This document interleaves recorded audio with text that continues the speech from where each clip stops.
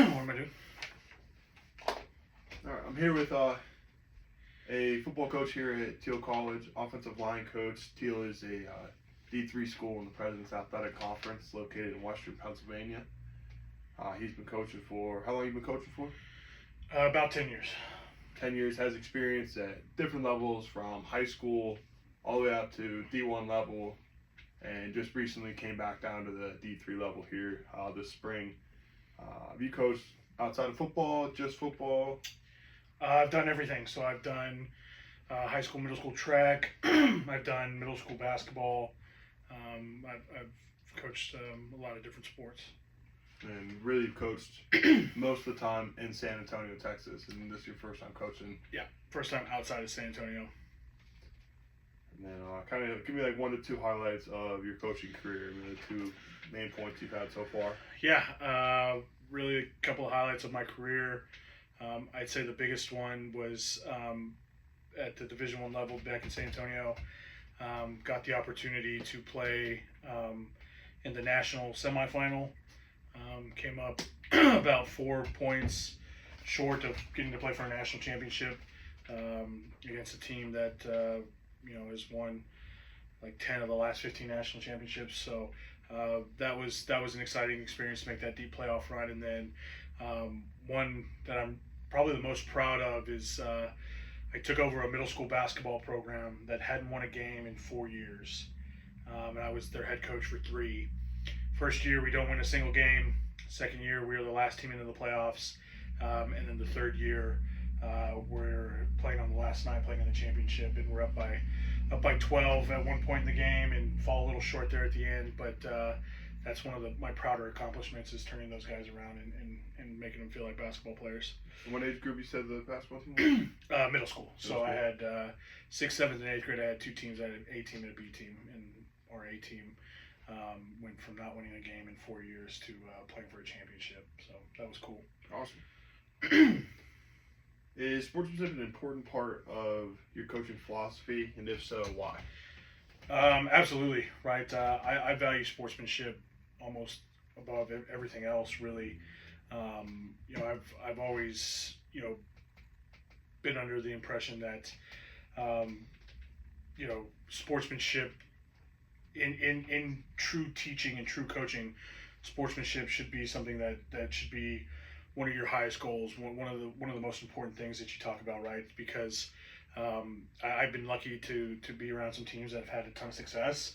I've also been on some teams that are really bad, right? And it never feels good, when you're on the better end of things, to put somebody else down or talk about your trash or anything like that, because everybody's been on the other side where nothing goes right. You're just in a bad situation, and now there's fuel being added to the fire by guys that don't know how to conduct themselves and don't know how to win the right way. Absolutely. What would you say is an event regarding good sportsmanship that really sticks out to you from your experiences you've had in coaching? Yeah, I'd say really one of the bigger ones is again, going back to that middle school team that didn't have a lot of success early, and I remember being that first year with them, and the thing I loved about those kids, and the reason I didn't leave probably as early as I could have, is because how bad they wanted it and how bad they tried. And I used to go home after that first winless season and be like, man, I just want to win one just for them, right? Because they try so hard and they put so much effort. They try and do the right things.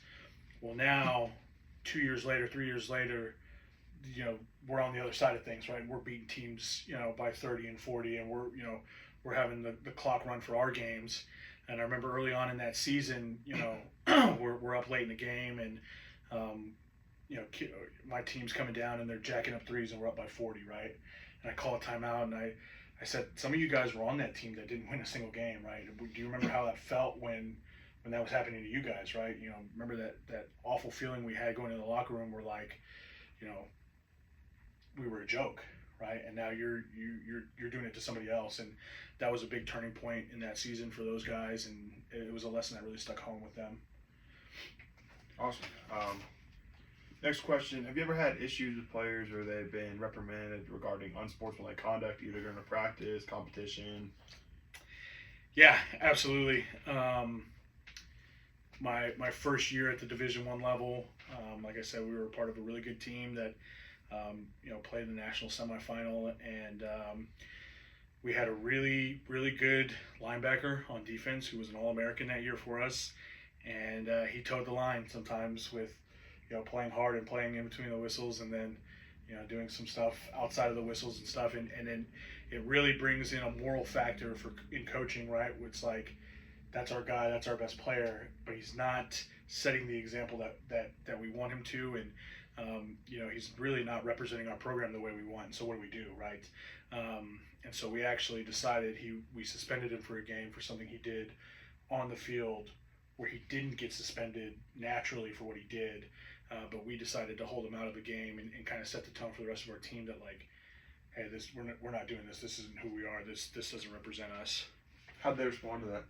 I mean, they responded positively, right?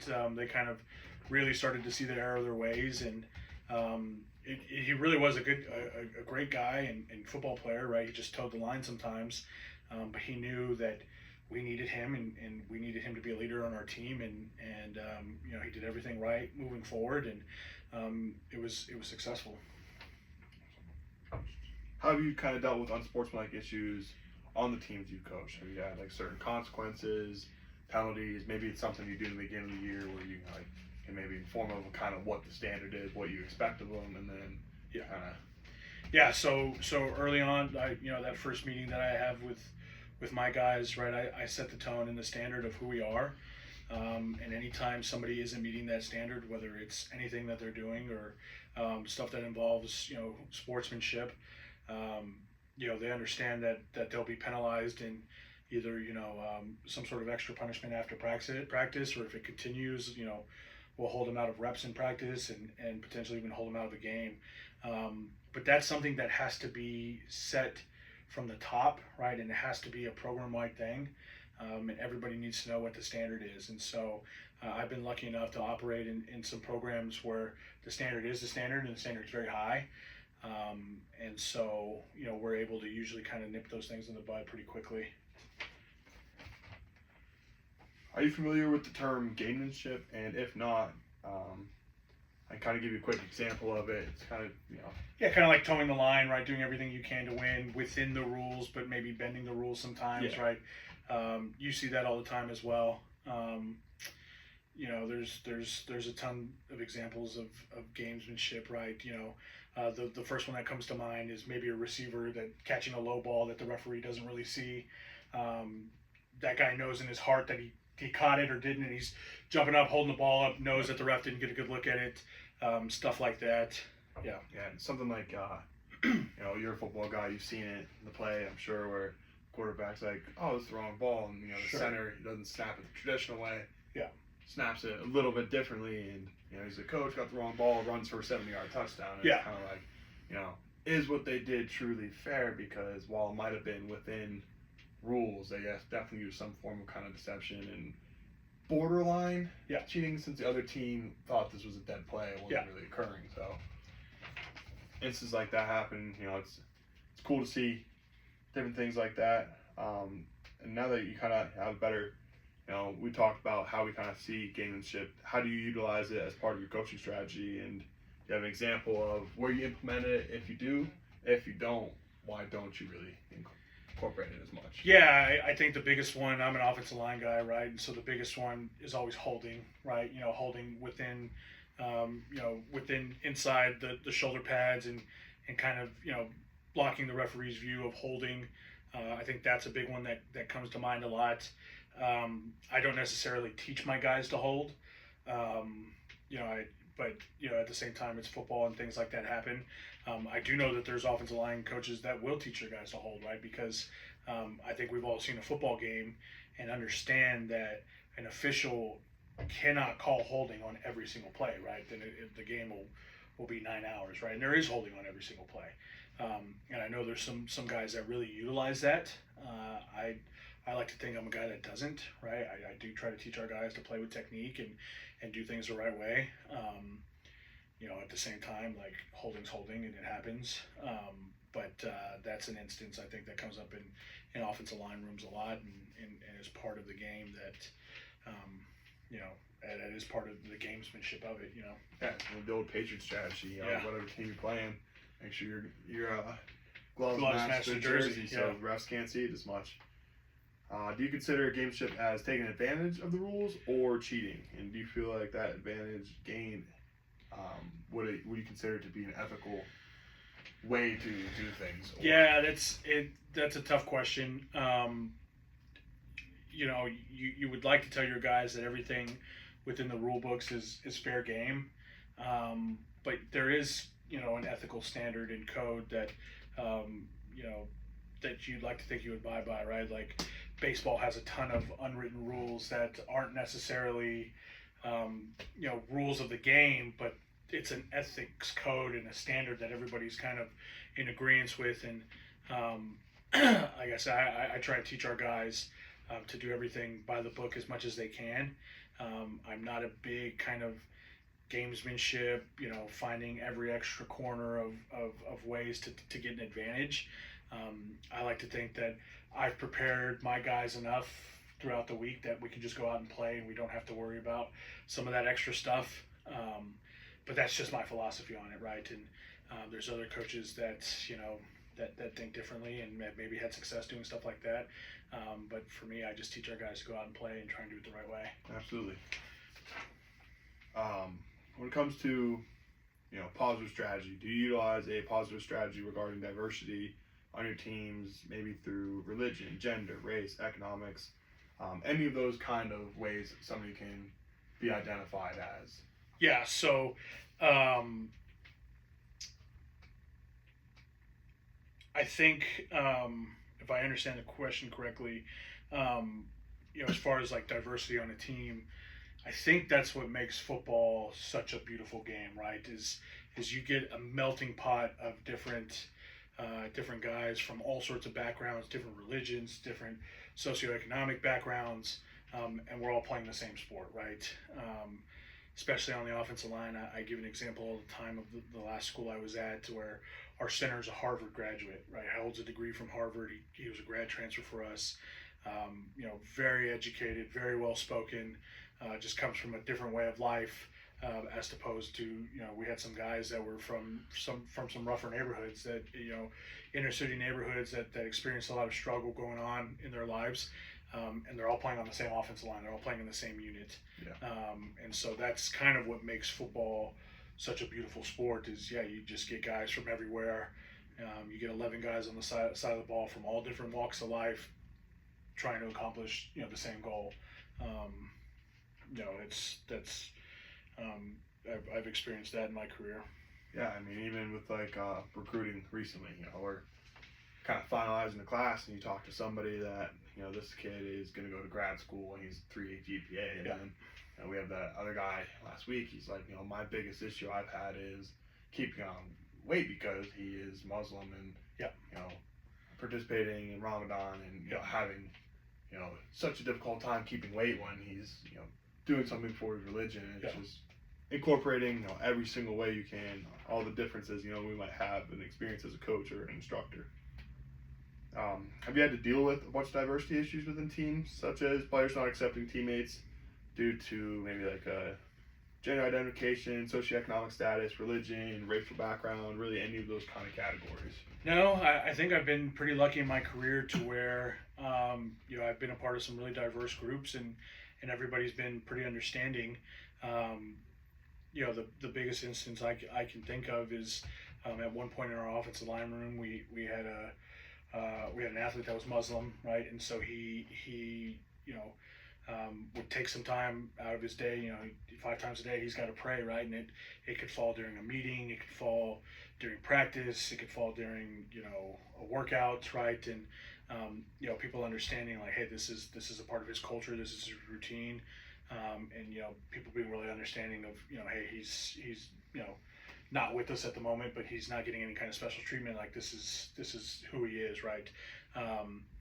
And so again, I've been a part of some really diverse groups, and everybody's been really understanding. And I think being in football locker rooms so long and playing the game for so long, you do meet people from all sorts of backgrounds, and you just generally learn to accept it.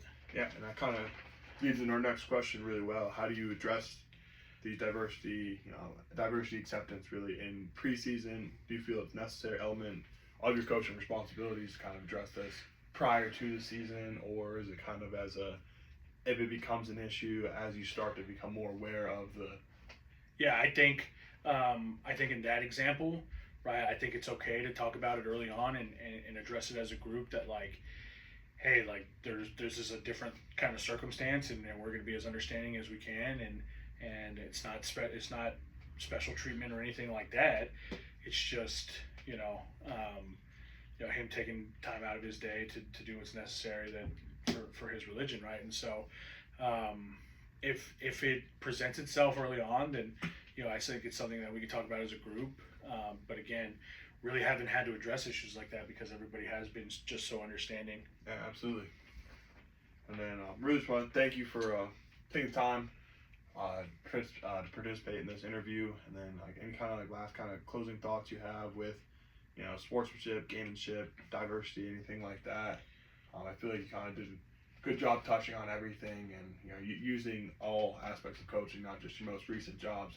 Yeah. You incorporate it from the middle school level up to the FCS D1 level, and it's everywhere in between there as well. So seeing kind of how these issues are all around. It's not just at the D1 level, or it's not just if we install it in kids and when they're middle school, when they get to that D1 level, they're going to have an understanding of it, and it becomes less of an issue. It's something that you're going to experience at all levels of the game. You're going to experience all aspects of life. So yeah, absolutely. I think ethics plays a huge part of sports, and it starts at the grassroots level, right? Like it starts when you're playing pee wee ball as a kid, and progresses all the way up, and you really kind of at those younger levels is where it becomes defined the most, right? Where do you see this thing ethically, right? You've got volunteer coaches coaching pee wee ball that are swapping jerseys at halftime with kids that shouldn't be playing, right, or stuff like that, and you see that as a kid, and that naturally become, well, we're just doing everything we can to win, right? Stuff like that. Ethics goes hand in hand in sports, right? And it has for a long time, and so the idea of instilling good sportsmanship and doing things the right way starts early, and progresses as you move along. But it's a huge part of sports.